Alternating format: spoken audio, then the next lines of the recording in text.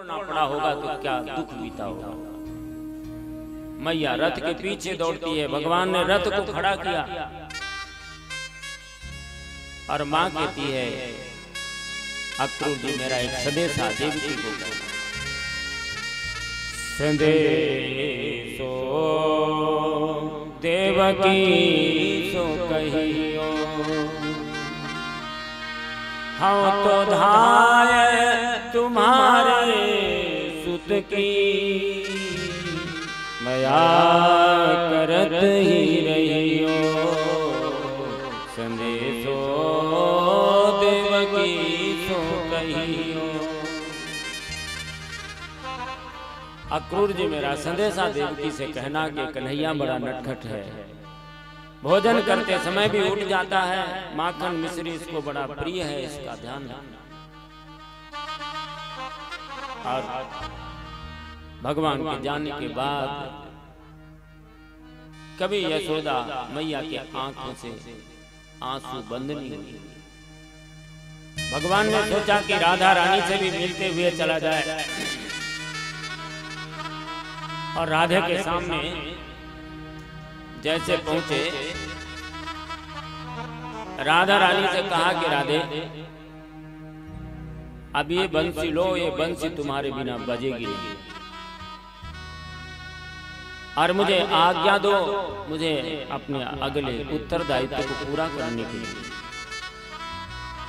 और हमारे तुम्हारे बीच जो ये प्रेम था इसे बच्चों का खेल समझ करके इसे भूल जाना। राधा जी ने सुन करके अचेत हो गए और जब राधा जी को होश आया तो राधा जी बड़ी तेज हंसी और कहा, भगवान ने कहा राधे तुम्हारे इस हंसी का कारण। राधा ने कहा कि यदि तुम वास्तव में मेरी आज्ञा लेने आए हो तो मैं तुम्हें आज्ञा नहीं देती, तुम मत जाओ। और भगवान यदि राधे की आज्ञा नहीं होती तो फिर आगे की लीला भी नहीं हो सकती। देवता गण आ गए, रक्षा करो मां रक्षा करो।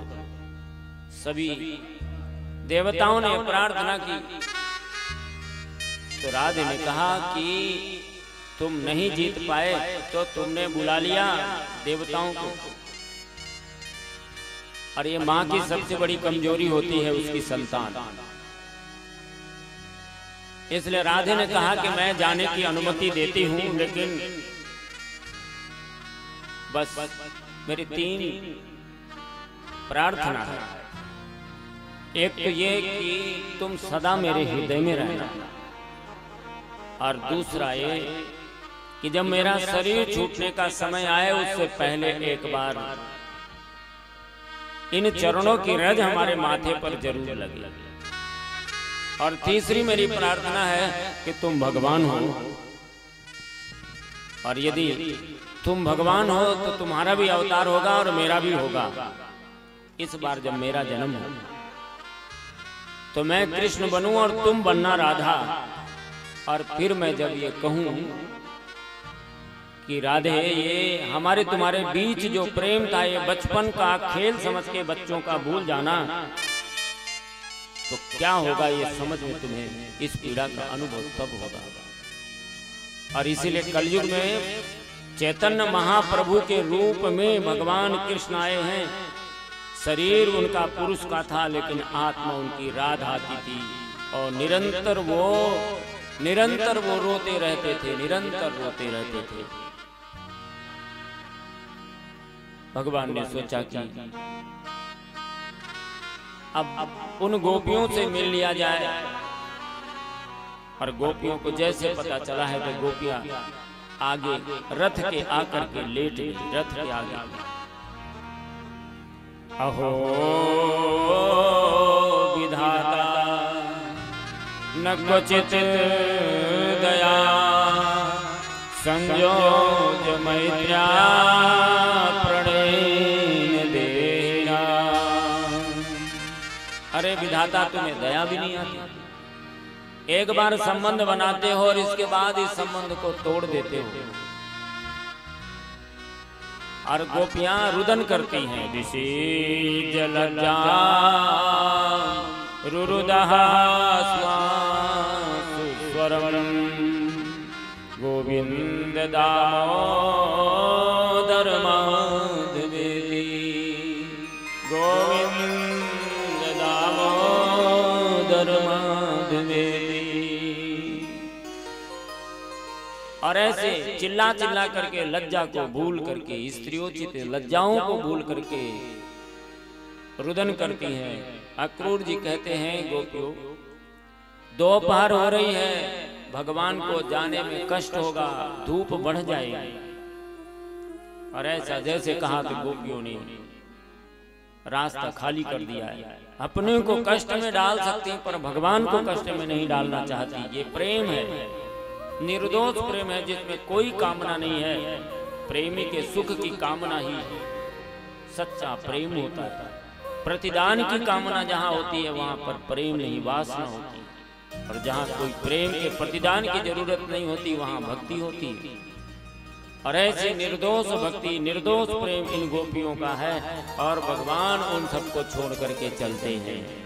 छोड़ वृंदा विपिन कुंज यमुना पुलिन, छोड़ वृंदा विपिन कुंज यमुना पुलिन, श्याम मधुवन चले, श्याम मधुवन चले।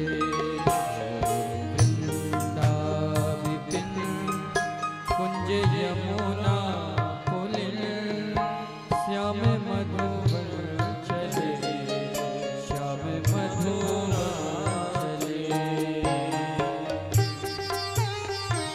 कृष्ण कन्हैया लाल की जय।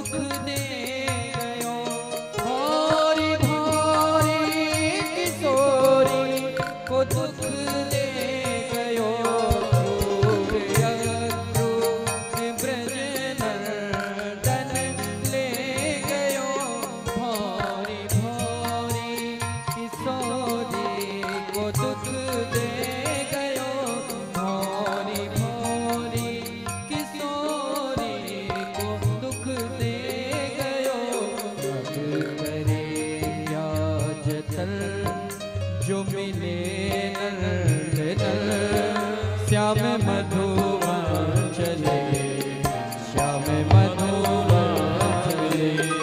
जा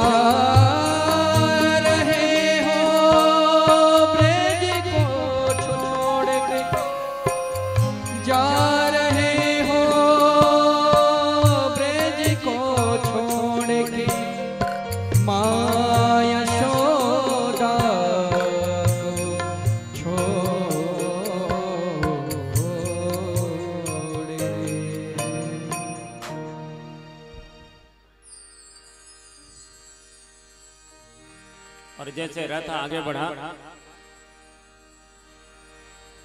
एक प्रहर अभी दिन बाकी है।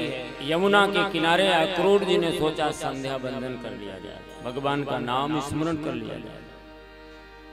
हर व्यक्ति को कम से कम द्विकाल संध्या तो करना चाहिए, सूर्योदय और सूर्यास्त के काल में 10 मिनट सही, 5 मिनट सही, ये नियम हमारे जीवन का होना चाहिए।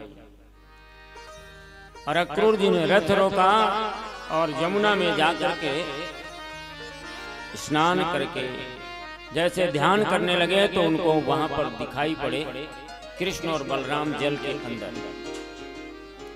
और जैसे जल के अंदर भगवान दिखाई पड़े, उनको लगा कि कहीं रथ से कृष्ण और बलराम नीचे तो नहीं आ गए। देखा कि रथ पर भी बैठे हुए हैं और तिबारा फिर से देखा तो अब कृष्ण और बलराम शेष और नारायण के रूप में दिखाई पड़ने लगे। अक्रूर जी को समझ में आ गया कि जो